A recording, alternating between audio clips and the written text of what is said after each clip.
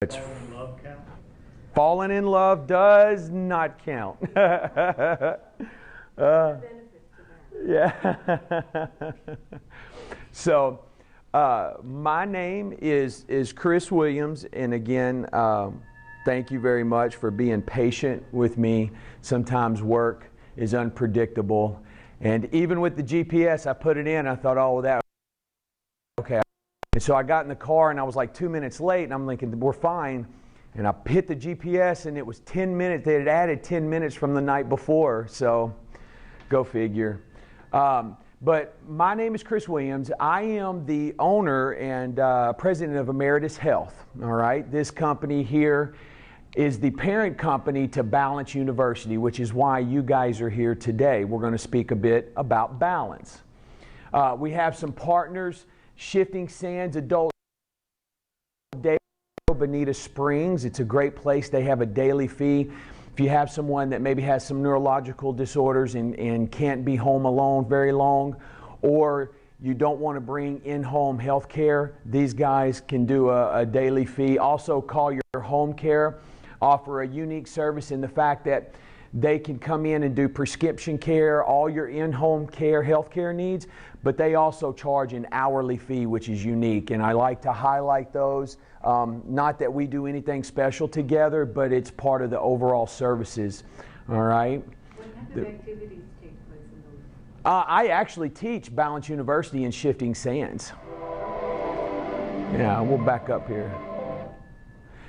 And so, yeah, I actually teach Balance University there. They also do different types of arts and crafts. They have entertainers that come in, you know, and they're open from 7 to 5, 7 to 6, so it's reasonable, you know. But this bell is quite annoying, and I've been playing it for that reason. Every time you hear this bell, someone is treated in the ER for a fall-related injury. Every 11 seconds. Every 19 minutes, someone dies from a fall-related injury. All right, I'm going to give you a little preview here of what Balance University is about, and we're going to turn that thing off. So what is Balance University? Let me show you.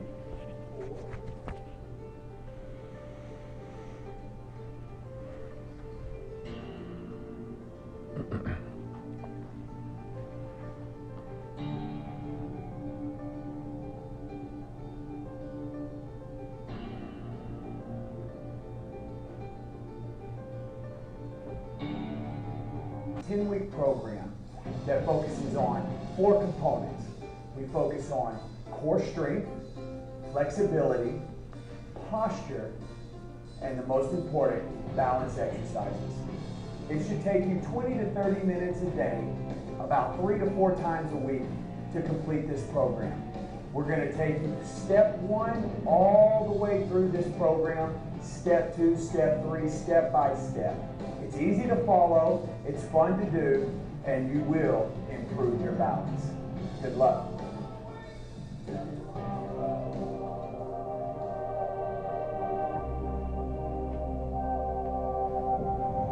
So in addition to the 10-week program that we have put into this nice little book here, once you complete this 10-week program, you'll enter in what we call the graduates program. All right, and as you can see, we've listed the exercise in descriptions, and there'll be books available later, but I don't want to spend too much time there. We were talking 11 and 19, right? 11 seconds, 19 minutes. Every 11 seconds, an older adult is treated in the ER. That's from the National Council for Aging. Every 19 minutes, an older adult dies from a fall-related injury in the U.S., and that also National Council on Aging. And all references and sources, everything you hear me cite today is available on our website, mybalanceuniversity.com. Should be on your card and on the page there. If you'll notice on the back, there's a place to take notes. So if you'd like to jot some notes down, you can do it on that sheet there, or if you have your own piece of paper, just as well. But all references and sources are available. You can go, scroll to the bottom of the page. It's a robust website, tons of information, okay? So, if your balance is not that great, how do you know? Most people do not realize their balance is poor until they fall. The problem with that is if you have a significant fall, right? If you break a bone, you break a shoulder, a hip, a thigh, you go into the hospital, you have surgery, you go into rehab. How many of you know the statistics on mortality rates after a significant fall? Believe it or not, research tells us about 2 to 5 years. Most people are gone. There's a reason. It's a snowball effect, right? People lose confidence.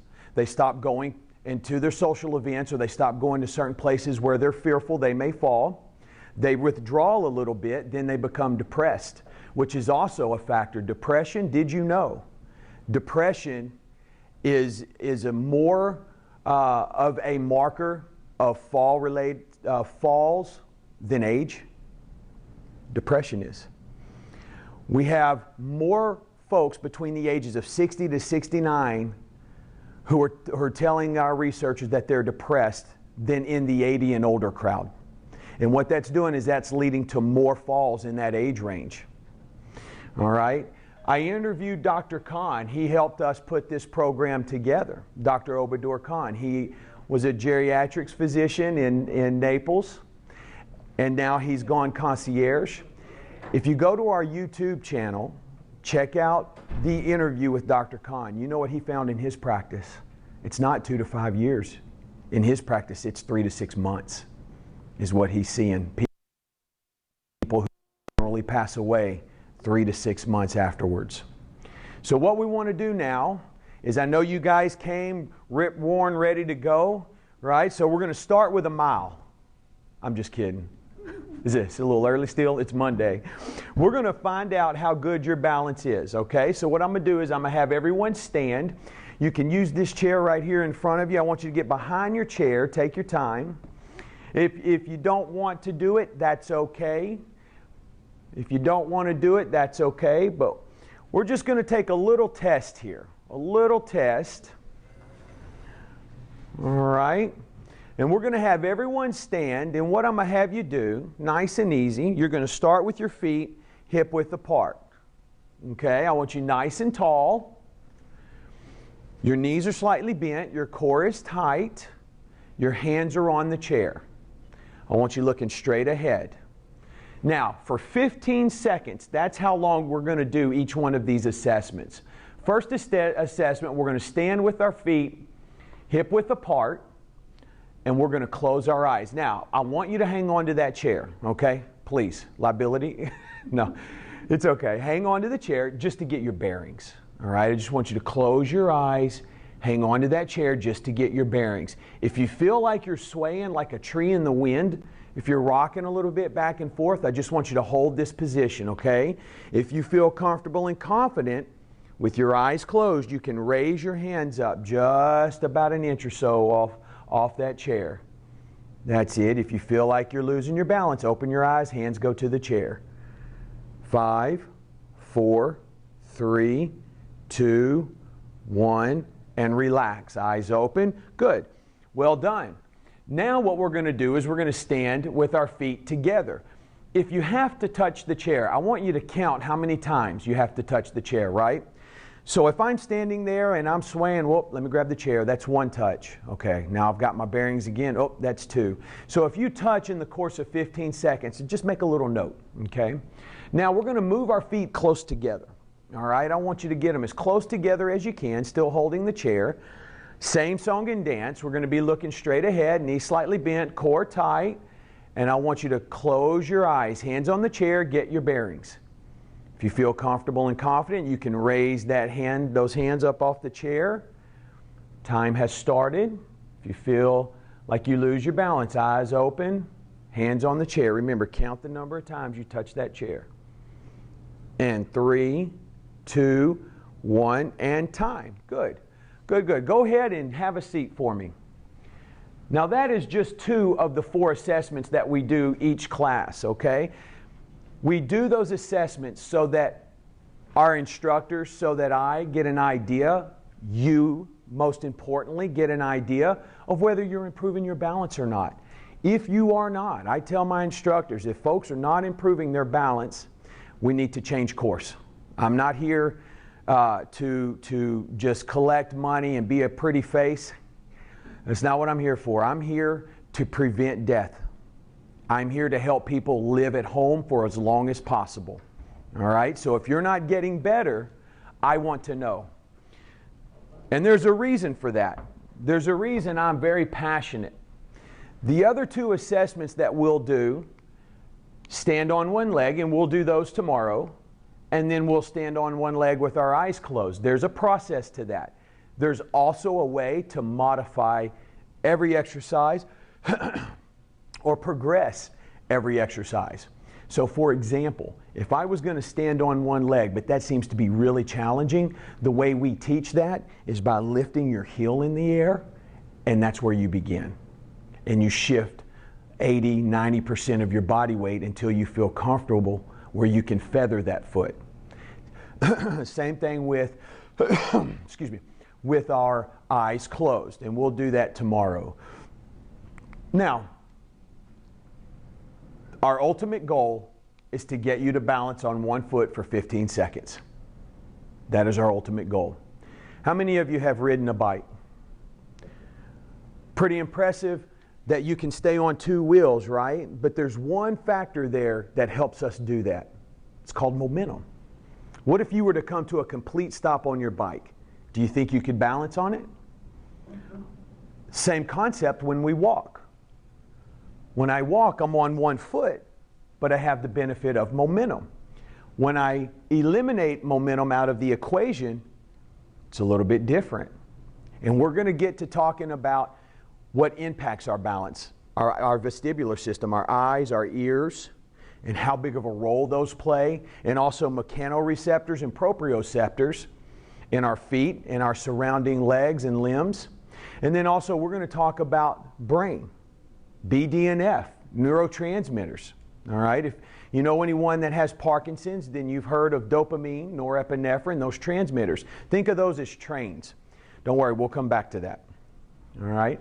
Now the way the program works, just real quickly, I don't want to spend a lot of time here. For a lot of programs that I researched, and what ultimately led to me and Dr. Khan and a few other therapists writing this, putting this together, was because a lot of programs like your Otago program, some other ones, the entry point is standing on one foot. What I was seeing in the field is most people couldn't do that. Like the majority of people, the vast majority of people. So I would have to modify, right? Modify means make easier, progress makes harder, means make harder. So we modified into a split stance. Now for a lot of us, being in a split stance is really easy. I understand that. But for some, it's really difficult. And it's different on one foot versus the other. We're going to get in this stance today too, and you will see what I'm talking about. Progression here as we improve our balance would be split stance to a single leg. And how many of you have had physical therapy and seen the foam pads that you stand on? The foam pad, it's actually called an Eric's pad, but they wanted royalties if I used their name, and I told them no. The half foam roll. You guys seen those big tubular rolls in gyms or in therapy places? Big tubular rolls. Well, they have these that are used to roll out or massage our muscles, and they cut them in half, and they place them on the ground so it has a flat surface. And you actually stand on that. And that is a level of balance as you progress. I'll bring mine in tomorrow. And then you have air discs. Basically think about balloons letting a lot of the air out and trying to stand on that. All right? And I'll bring an air disc tomorrow too. This is like trying to stand on an ice cube. Most of us, we will never need this. This is above and beyond what we need. We need to function in life. We don't need to be standing on ice cubes. So, the other great thing about the program is you do not need any equipment. I've included these because this is the progression you will see in most therapy clinics. All right. Why am I passionate about balance? Well, I've been doing what I do for 20 years. I've been in Naples working specifically with the aging population for the last 11, since 2011. So, this was my first client, Mr. Wolf. This is my youngest son, Caleb. I have 4 children. My daughter is a nurse at Lee Memorial Health. I have a son in Tucson, Arizona in the Air Force. My middle son is at Florida State studying, well, this week he's studying, I think it's biology still. So, and then of course Caleb is our youngest. He's a freshman in high school. Okay. These two were exactly 90 years apart. When this picture was taken, Mr. Wolf was 96 and Caleb was 6. Both of them born on Christmas Day. Whenever I go into the homes and I work with someone, I may tell you 12 repetitions. That doesn't mean 12. That may mean 15 or 20. Caleb was in pre-K and he had to go to work with me. Babysitter couldn't get to him. Sometimes we have to bring our kids to work. I am no different. So he's very shy. You can tell by his posture, his body language. He's a very smart kid, very athletic. He sat on the couch and he would play his little games on his iPad. And everything was fine until one fateful day. I told Mr. Wolf to do 12 of whatever we were doing, and he got to 12, and I said, great, keep going. We're going to do 8 more. And Caleb said, well, Dad, he's already done 12. Mr. Wolf looked right past me to Caleb and he said, you come sit by me, buddy. You're going to be my new counter. And a friendship was struck. And these guys, we would eat, Mr. Wolf and Caleb, when I'd get there sometimes, they would eat breakfast. He would still have some of his lunch. They would eat lunch together for a few minutes while I set up. Really fun to watch. Mr. Wolf was also the captain of a minesweeper in World War II. You know what minesweepers are made of? Wood. So the mines do not attract to the metal. So a lot of his men, a lot of servicemen he would have who served on his ship had previously been in battle of some sorts, and they were given the choice of an easier assignment. A lot of these guys would go choose the minesweeper because you're not manning battle stations in most cases. Well, what was happening is the boat was so light because it was weak, and they were requesting to be placed back in their old positions. So Mr. Wolf, I got a phone call one day. Mr. Wolf had fallen. What actually had happened was he had tried to use the toilet paper holder to push up on. Don't do that. Don't do that. And it broke off, and he fell, and he broke his shoulder, and we had some more issues going on. Ultimately, Mr. Wolf passed away. There were several other things that had occurred, but he passed away about 18 months later. And that sent me on my journey because there were things that happened that were balance issues. Okay, and we're not going to go through all of it. But I felt like I had not done enough. So I looked for curriculum that I could learn and implement into my business. And what I found was everything was really hard. I was going to have to interject some of my knowledge. And if I was going to have to do that, then my parents and my wife, just write your own thing. Just write your own program. It's not hard. It just takes a lot of time. And with 4 kids, I don't have time.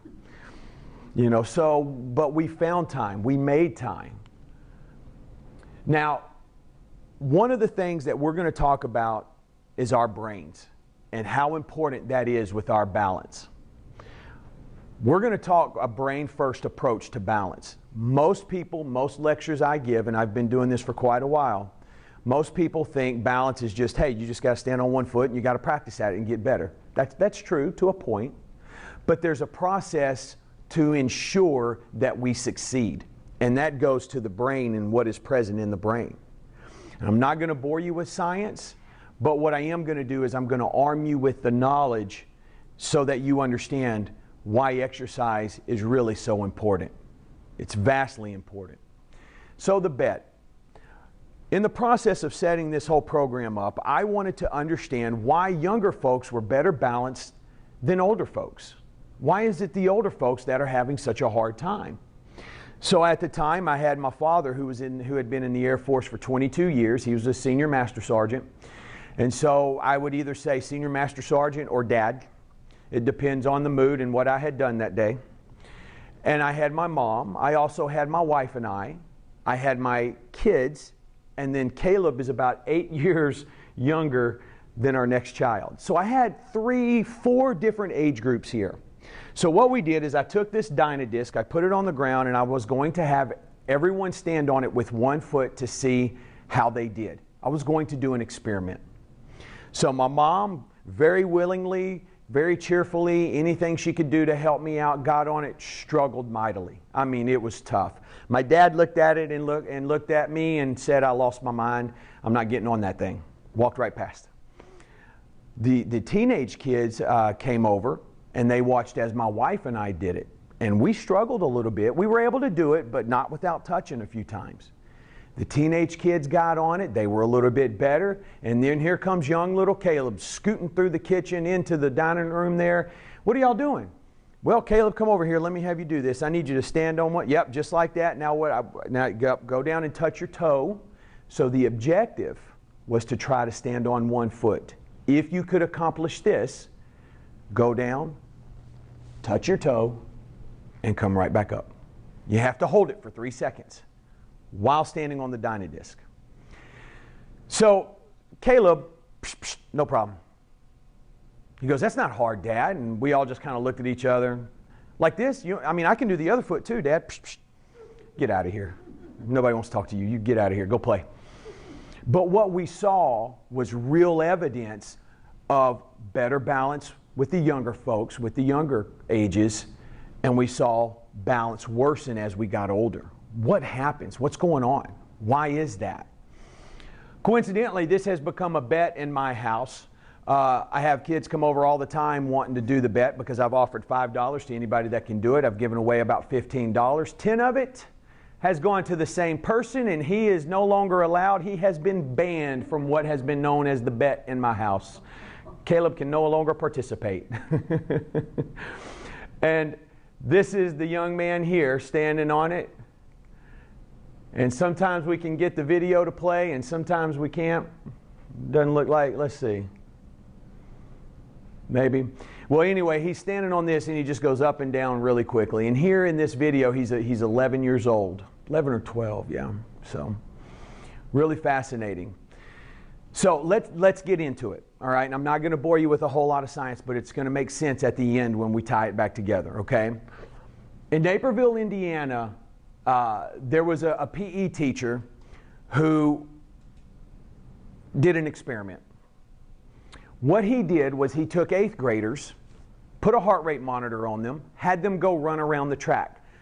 The reason he put the heart rate monitor on them is because the same kids continued to finish first in this mile that they were running. Well, what he noticed is that the kids that were finishing first, their heart rates were not at their percentages they needed to be. But some of the folks that were finishing last had greater workloads than those finishing first. What you saw was generally your regular athletes, it was a breeze. Some folks that didn't do it very often, even though they finished last, they actually were working harder. Does that make sense? And so what he did was he had them do this first thing in the morning before school. Then the kids would go to school. Here's the deal. School was struggling, middle class type school. They didn't have special tutors or special programs or anything like that, just your regular run-of-the-mill. These students, after a year's time, shot up. They were 3rd in math and 1st in science in the world. They also changed the way they taught some of their curriculum. They taught it after exercise. What's going on? This is where you have a neurotrophin called BDNF that is released whenever you exercise. Think of that as being infrastructure, right? That's your highways, that's your bridges, that's your train stations. You know what travels back and forth between train stations? Trains. What are trains? Neurotransmitters, dopamine, norepinephrine, things like that. Those carry the signals, right? So what we're doing here is we're learning that exercise primes the brain to learn what comes next. Think about learning a salsa step or learning French. If you only say a French word once or twice a week, are you going to learn French? Well, what happens when we learn a salsa step, right? You have cells in the brain that congregate. They accumulate. And the more you do something, the more cells build a little bridge. They build a marker. So that way, if someone says to you in a French word, you can recall because you've done it over and over again, right? There's some familiarity there. Well, it's the same thing with our balance. We need familiarity. Hang on to that thought. In 1945, Dr. Hebbs discovers the first evidence that the brain is malleable. The brain is malleable. What does that mean? It means it can shape it. I have Parkinson's, or I have Alzheimer's. How important is exercise to me? Because exercise and socialization are considered novel events. Novel events make the brain malleable. This is where depression comes in and where the social isolation becomes very dangerous, along with the lack of exercise because people lose confidence when they fall.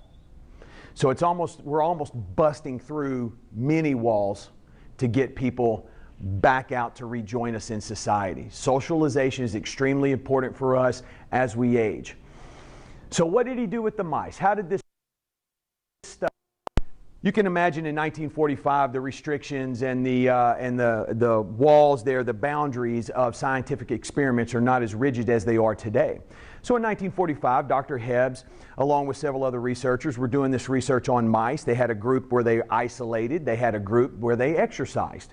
And all they did was they didn't force the mice to exercise. They just put several wheels in the cage, and the mice would go over and exercise and run around the wheel on their own.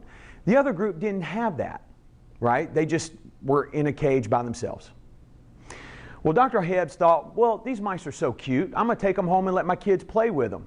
He shows back up the next day and everybody's going, what have you done? And he goes, what are you talking about? So they all sit down and they think, okay, before we just throw the whole experiment out the window, what can we do? And it was suggested, look, they played with my kids. What is that? That mimics socialization, right? Play. They just like playing bridge, playing mahjong, things like that.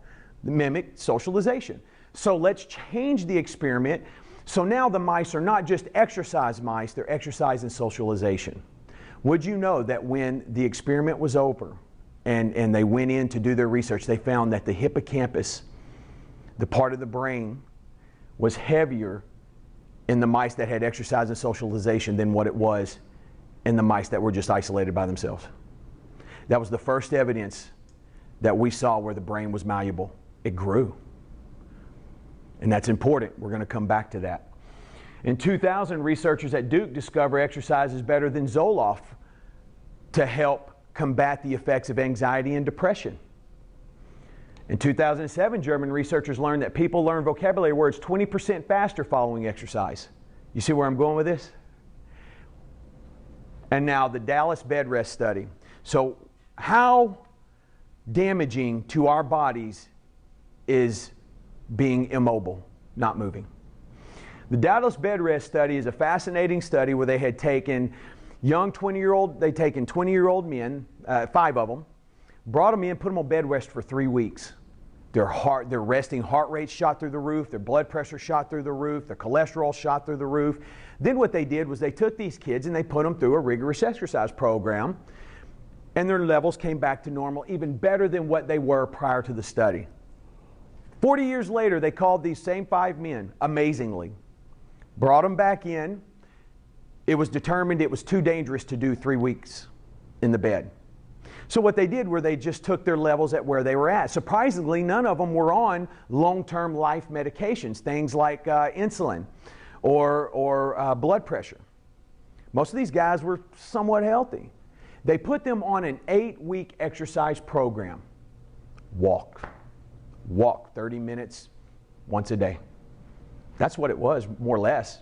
You had a couple of them that did go to the gym and lift weights and participate in resistance training. Wouldn't you know, their resting heart rate, their cholesterol, same levels it was prior to them entering the bed rest study way back when they were in their 20s. Gotta move. Gotta move. Detrimental to our health. Any questions about that? And we're going to tie it in. I know you're sitting here going, what does this have to do with balance? I promise I'm going to tie it in for you, okay? It's very important to our balance. So what are the problems? What's going on here? Remember we talked about the bet? So neuromuscular efficiency and proprioception. Neuromuscular efficiency, I just like to put that up there so people think I know what I'm talking about. It's just a big fancy word. What it is, it's a big fancy word to describe how our brain communicates with our muscles, right? How our nervous system communicates with our muscular system, and how efficient is it. Proprioception, right? That is how well you have proprioceptively enriched environments. Well, proprioception is being stable but a little unstable. Now I'm stable here, but if you look at my foot, I'm a little unstable. What's keeping me balanced? Well, I have done this so many times. You remember that French word? I'm speaking a language. I'm speaking the balance language. Okay? We also have mechanoreceptors at the bottom of our feet that detect pressure. So if I get too far forward, it sends signals to my brain, hey, get back. If I get too far back, hey, get forward. But if my train stations are far apart and my trains are having to travel greater distances or sometimes not getting there, then that can delay the reaction. So now my neuromuscular efficiency is not as good as it can be. We also have proprioceptors in our nerve endings in our limbs. Have you ever heard of phantom limb pain? Someone who has become an amputee, they still feel there. Well, that's because we have these little nerve endings at the bottoms of our, at the nerve endings in all of our limbs. And our brain is connected to those nerve endings. And when they're gone, our brain is trying desperately to reconnect, but it can't. Those proprioceptors also help us become aware. They signal where we are as related to ourselves and how we're oriented in the world. Am I horizontal? Am I vertical? Is my leg in front? Is it in back? Those are the signals going to my brain from these proprioceptors that are letting me know how I'm oriented. Does that make sense? Mechanoreceptors are detecting the pressure. The vestibular system. This bad boy right here is responsible for the majority of our balance issues. Vestibular system is your eyes and your ears. We have semicircular canals in our ears that contain fluid, controls a balance system that sends signals via a common nerve to our brain, and it tells us, are we standing upright? Are we rocking back and forth? Are we laying down? Our eyes, they help us orient where we are in time and space. Think about flying. We had a tragic accident with Kobe Bryant. That's when I learned about the two different types of flying. You have instrumentation flying, and you have visual flying. Unfortunately, that day, the vision was low, and they had to use the instrumentation, and something happened, and it didn't work out, unfortunately. Tragic event. For us, you noticed when you closed your eyes, low visibility, your instrument, now you're flying. You're using your instrumentations, right? Your mechanoreceptors, your proprioceptors, how efficiently are you communicating? Okay, you open your eyes, it's a little easier. And it'll always be tough when you close your eyes. It will always be tough. It'll get a little easier, but I'll explain why. I strongly suggest everyone get an eye and ear exam at least once every year. The final is leg strength. If I walk into someone's home and they cannot stand, we're in trouble. We're in trouble. Leg strength is the foundation of balance. It's the foundation of all our movement, right? If we do not have leg strength, it impacts everything. For example, if you don't have leg strength, you can't get on a treadmill to do cardiovascular exercise. Not only that, what's one of the first things a dog does when they go outside? They go to the bathroom. And as we age, we're taking lots of polypharmacy. This is also an issue that contributes to poor balance, or can, depending on what medications we're on. But what happens is that we take up the majority of our leg strength when we're younger. As we age, we lose the ability to build lean muscle tissue, which makes our leg strength and gaining leg strength that much tougher. So, a lot of times, it's as simple as getting your nose over toes. It's just a correction in our technique. Nose over toes, bring your heels back, hands on knees, get your nose out there, bottom in the air, and push. We can fix a lot of issues that way. Go ahead, give it a try. Nose over toes, and push with your hands. It's hard. It's hard. And so this is a problem we see. And here's the thing. If you don't use it, you lose it, right? And so what we do with Balance University is we attack balance with 4 pillars. We have strength, posture, flexibility, and then of course our balance. And we'll talk more about that. Any questions here? Make sense? Perforated eardrum affects the balance. Could. I have perforated eardrum. Tinnitus, vertigo, things like that, that can impact balance too. Yep. Hey, I'll tell you what. How many of you have been in a boat or a car and had motion sickness? Well, what's happening there is your eyes are looking at the horizon. And the common nerve from your eyes are sending the brain a signal.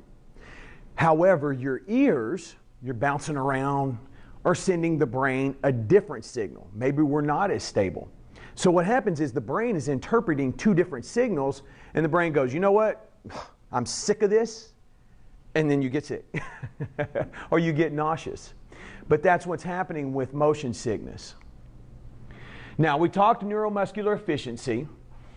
We talked about the French words and the salsa step. How many times, now this guy, thank you. This guy has killed more cowboy dreams, him and Aaron Rodgers, than you can believe.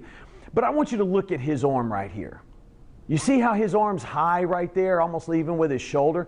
Now I want you to look at my man here, Tim Tebow. Fantastic athlete, not a very good quarterback. This is why. How much longer do you think it's going to take him to throw the ball than Brett Favre? Tebow's here. He's got to come all the way around to release it. Favre he's already there. He's just got to go. In the NFL, it is a matter of seconds. I played football. And it literally is a matter of split seconds. Tim Tebow would have to throw the ball to retrain his brain correctly, or like Brett, as many times as he's thrown the ball incorrectly in order to retrain his brain. Lucky for us, we've had balance before. We just need to regain it. Like learning a language, we have to practice. We will use exercise to prime the brain so we learn the balance faster. Does that make sense? Proprioception, we talked about the proprioceptors. You can see the different levels of proprioception on one foot. Okay, how would I make this harder? How would I increase the proprioception? Could close my eyes. That's enough. I could turn my head from side to side. I could put my hands over my head or out in front of me. You could lift your leg up higher. There's all different ways to increase the proprioception. And for us, just like learning French 101 or Spanish, there is a Spanish 101, 102, 103. Same with balance. 101, 102, 103. And that's how we approach this. Quick question. Is it better to balance or practice your balance with shoes on or shoes off? Off. It's off. And the reason why is as we go through life, we wear certain shoes depending on what your job, right? I've worn steel-toed boots in my life, believe it or not. I went to school to be apprentice electrician for a couple of years. And the economy crashed, and our boss walked in and said, "Don't worry, I got you guys rented out." Well, I have 4 kids, and $12.50 just wasn't going to cut it. So I went back to my degree and what I do back in the healthcare, back in the health and medical field. So what happens is as we age, we tend to get those really nice orthotics that are about $5,000 each. We get to buy those shoes. So, and then sometimes our toes, we get some deformities in the feet, you know, and what happens is our shoes form around the deformities of our feet. I have a problem. My feet evert. So if you look at all of my soles will slant from high to low. So what happens is my shoe forms around that dysfunction. If I put my foot flat on the ground, it has no choice. It has to be flat. Now, all of those mechanoreceptors on the bottom of my feet are available to send information and data. And now my balance center of mass is placed correctly because my feet are placed correctly. How many times have you heard people say, oh, my back hurts, and someone says, it's because your feet. Wait, what? It's true. It's called the kinetic chain. Everything is connected, all right? And where you have dysfunction in one area, it travels. You have some muscles that become overactive and some muscles that become underactive, and that's where we have pain. So neuropathy can affect those nerve endings at the bottoms of our feet. And surprisingly, I have seen a lot of neuropathy in women lately, which is unusual because typically neuropathy impacts men at a greater rate than women. But now, 3 million cases per year of neuropathy are discovered. And you can help neuropathy. There's no cure, but you can take things like gabapentin, which will help impact the effects of neuropathy greatly. All right. Any questions there? Why? The medication? Yeah, Men and women are a lot smarter than I figured that out, and they just passed out the. But gabapentin does help the effects of neuropathy. In fact, I had someone that, how can I say this? I'll tell you what, this is what I'll do. There was an instance, imagine an instance. HIPAA's always watching. Imagine an instance where someone, for whatever reason, loses consciousness and they fall and they go to sleep on a bed, but their feet are on the floor, but their waist and up are on the bed, and they're stuck that way for 12 hours. Okay, maybe let's say they mixed up their medications or something. A number of things could happen. That's a common one, mixed up medications.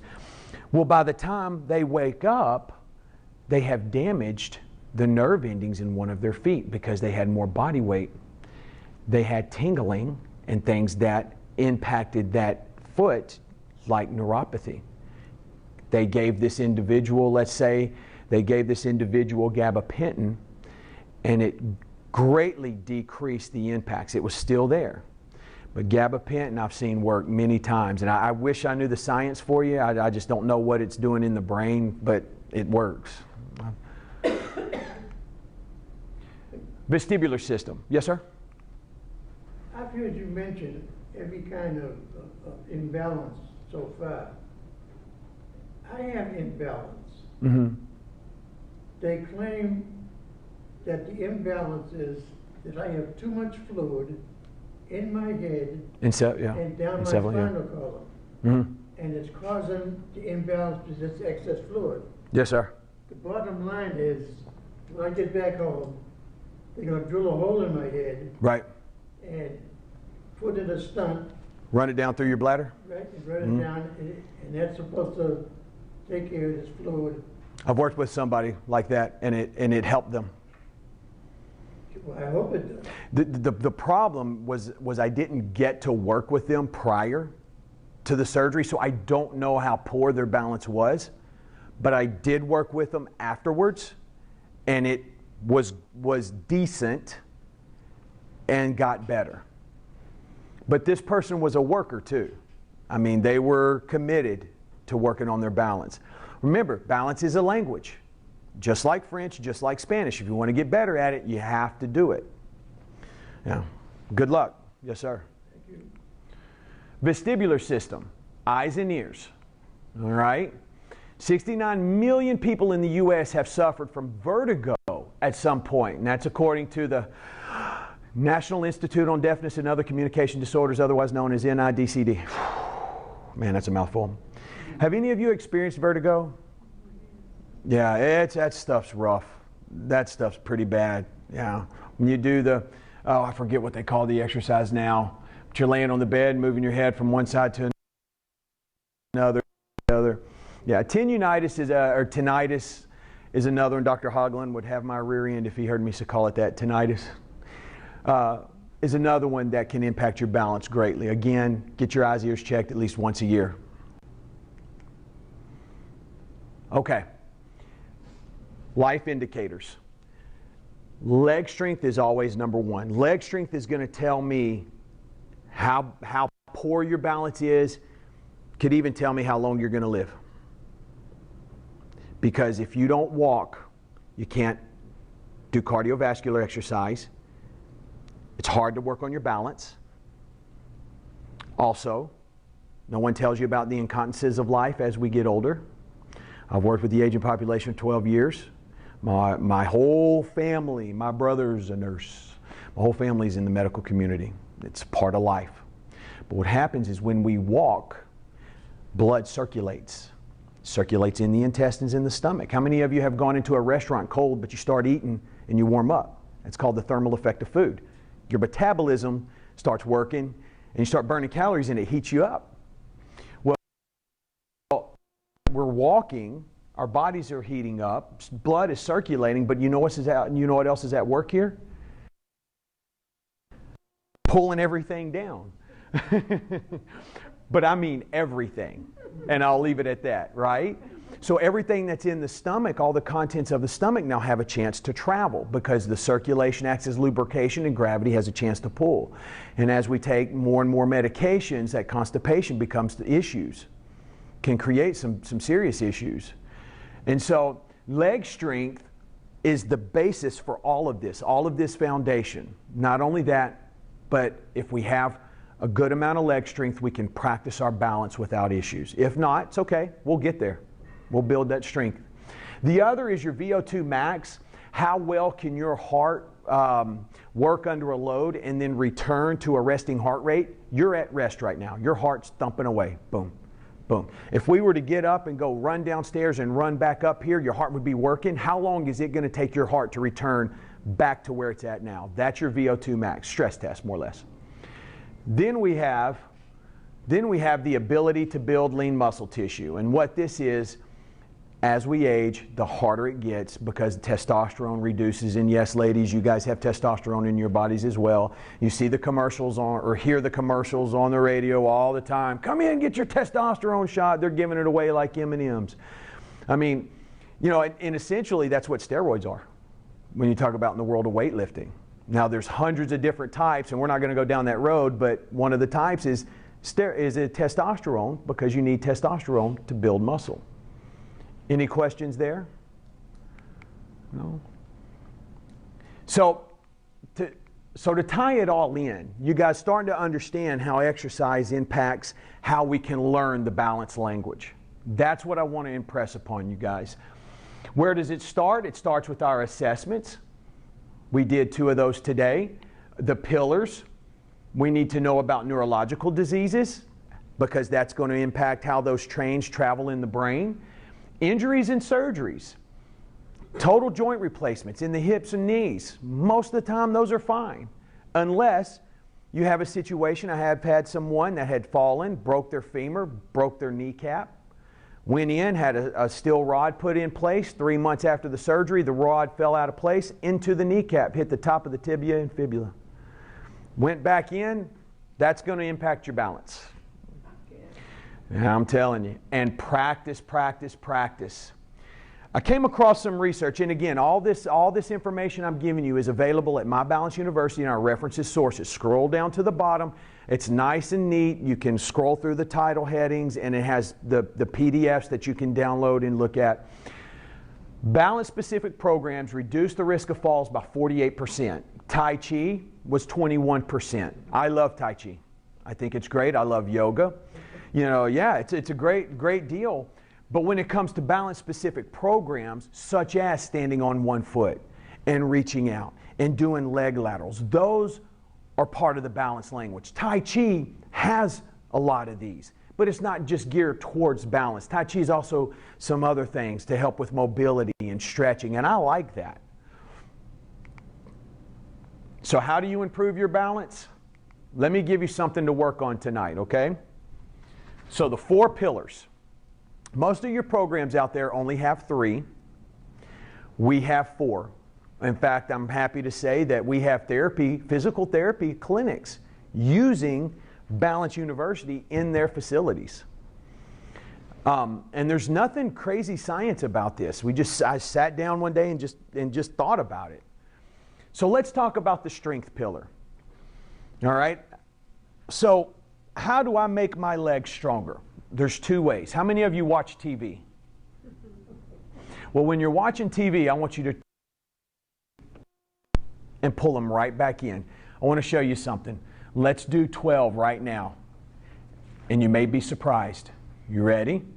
With me. We're going to go up, hold, contract those quads, back down 90 degree. And 2, sit up nice and tall. It's okay if you want to hold on. And 3, squeeze. And 4, very good. And 5, that's it. 6, good. Squeeze those quads. 7, good. 8,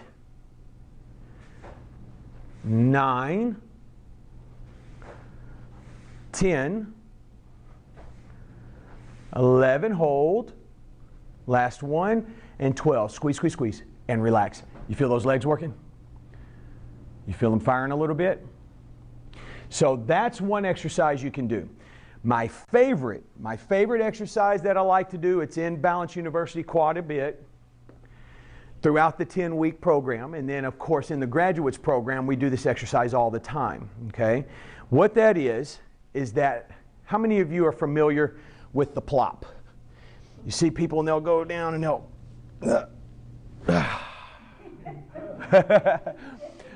well, it's not just... There's a lot enter into a no plop zone.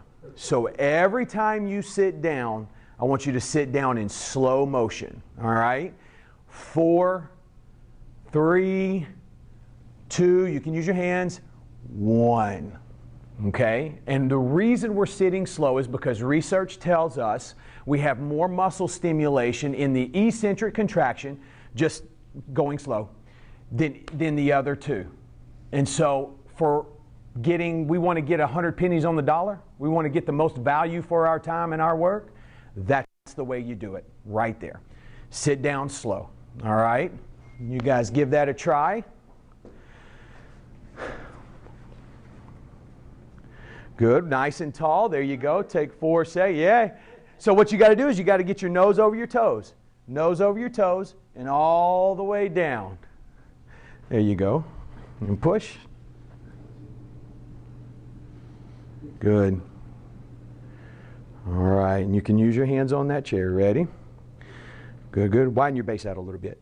Get your feet. There you go. Good. That's it. You got it. Nice and easy.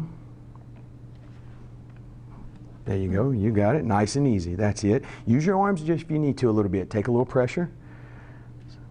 Good. All the way down. Good. Perfect. There's a little plop at the end, but I can live with it. Good job. Yeah, yes, sir. Good. So those are considered strength exercises, right? They're targeting our strength, what we call hypertrophy, right? We want to build muscle. Again, if you don't use it, you lose it. So second is going to be our posture, right? Everything's in front of us. Our phones. We drive. We sit. The shoulders come together. The chest tightens. The muscles in the back weaken, right? You see that neck jut forward. We want to make sure our ears stay back. Also, poor posture changes the balance center of mass. If I have proper posture, my shoulders are back, I'm going to stand nice and tall. My balance center of mass should be just above the navel, sits back about an inch or so. For some of us, a little bit further, but that's okay. But this is where we want to be.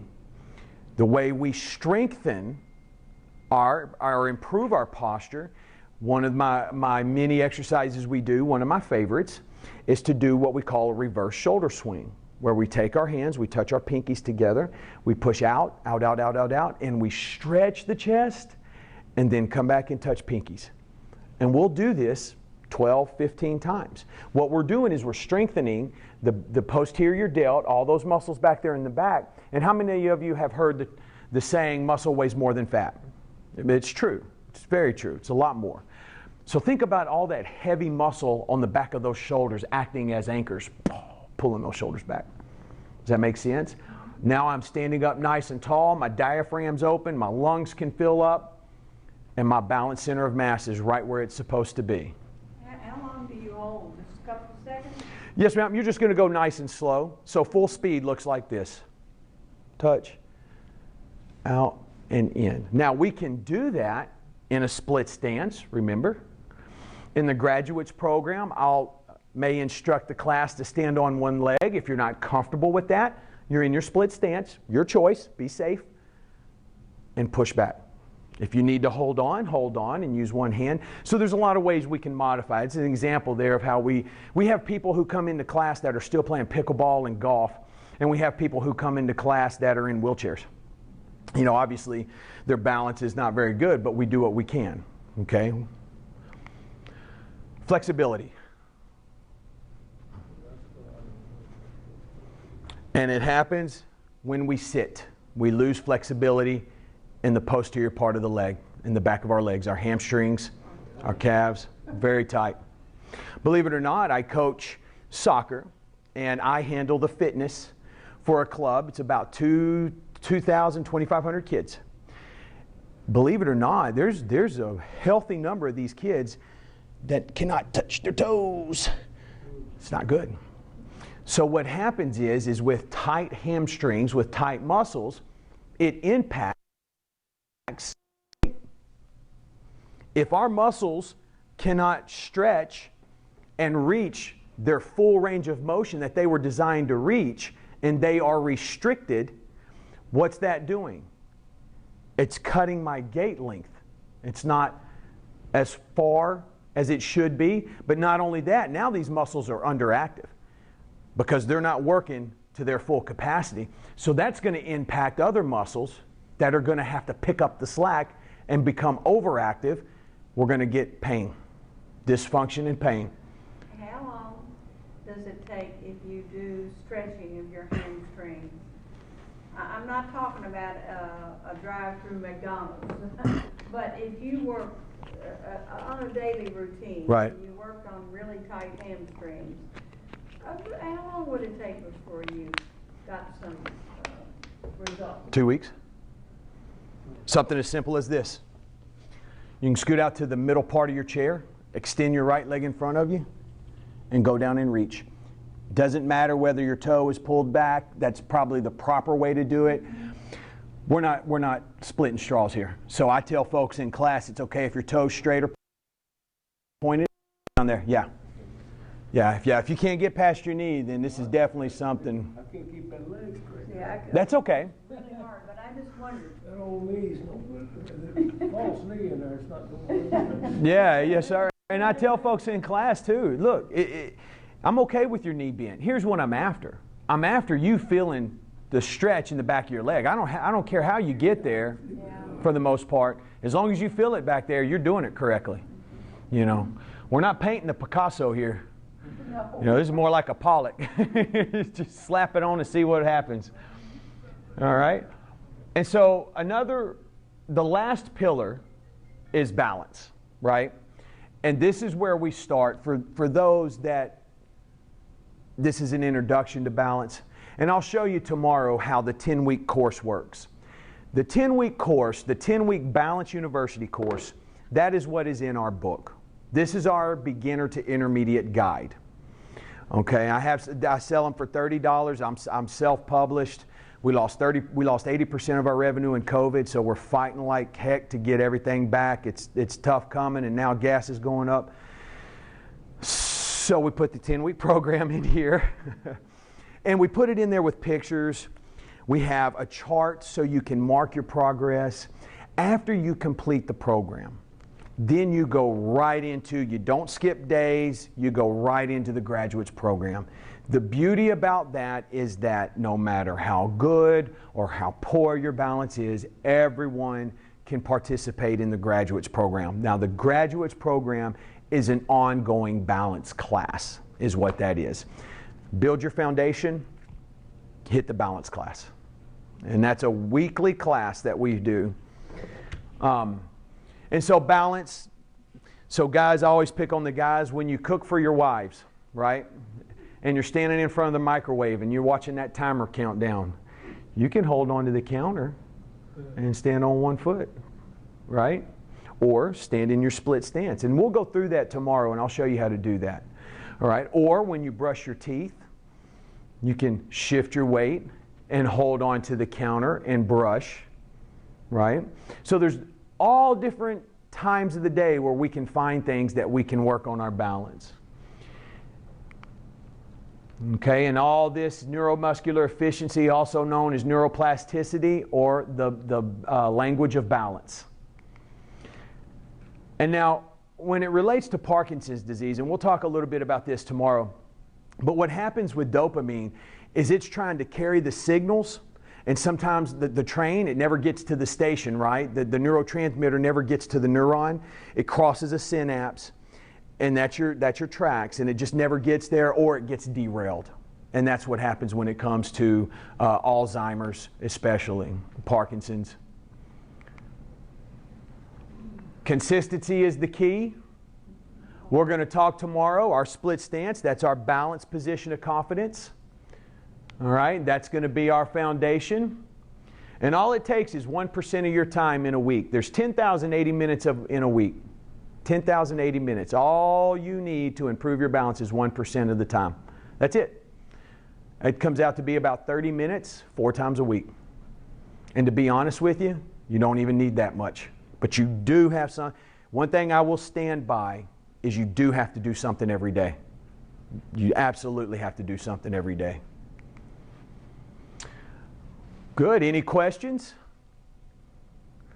You guys look blown away or confused? Did I confuse you? So the whole point here is tying the brain in with the balance. We have 10,000 Americans that turn 65 every day. I just did a lecture. I teach this class for FGCU. We have classes available online, and those classes are on Friday mornings at 9 a.m., and that is through Florida Gulf Coast University's Continuing Education Program.